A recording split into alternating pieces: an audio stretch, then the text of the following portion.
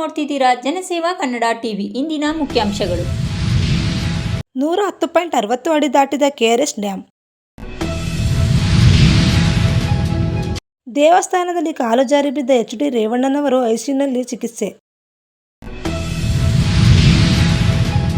ಕಬಿನಿ ಹಾಗೂ ನುಗು ಜಲಾಶಯಗಳಿಗೆ ಜಿಲ್ಲಾಧಿಕಾರಿಗಳ ಭೇಟಿ, ಮುಂಜಾಗ್ರತವಾಗಿ ಅಗತ್ಯ ಕ್ರಮ ವಹಿಸುವಂತೆ ಸೂಚನೆ. ಹುಬ್ಬಳ್ಳಿಯಲ್ಲಿ ಭಾರತ ಪ್ರತಿನಿಧಿಸಿದ ಭುವನ ಸುಂದರಿ ಡಾ. ಶ್ರುತಿ ಹೆಗಡೆಗೆ ಸನ್ಮಾನ. ಕಾವೇರಿಗೆ ಜೀವಕಲೆ ಬೋರ್ಗೆರೆದು ಧುಮ್ಮುಕುತ್ತಿದೆ, ಗಗನಚುಕ್ಕಿ ಜಲಪಾತ.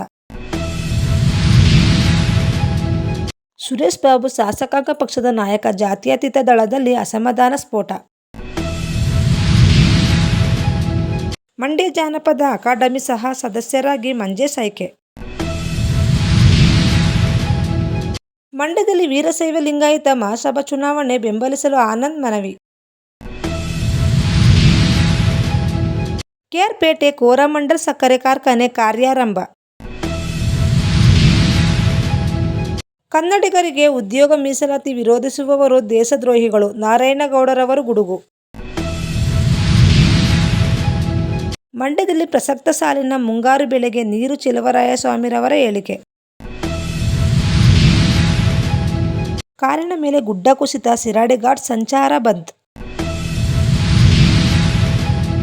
ಸಬ್ಸ್ಕ್ರೈಬ್ ಬಟನ್ ಮೇಲೆ ಕ್ಲಿಕ್ ಮಾಡಿ ಹಾಗೂ ನಮ್ಮ ಹೊಸ ವಿಡಿಯೋ ನೋಟಿಫಿಕೇಷನ್ಗೋಸ್ಕರ ಪಕ್ಕದಲ್ಲಿ ಕಾಣುವ ಬೆಲ್ ಬಟನ್ ಮೇಲೆ ಕ್ಲಿಕ್ ಮಾಡಿ ಹಾಗೂ ಲೈಕ್ ಮಾಡಿ, ಶೇರ್ ಮಾಡಿ, ಕಮೆಂಟ್ ಮಾಡಿ.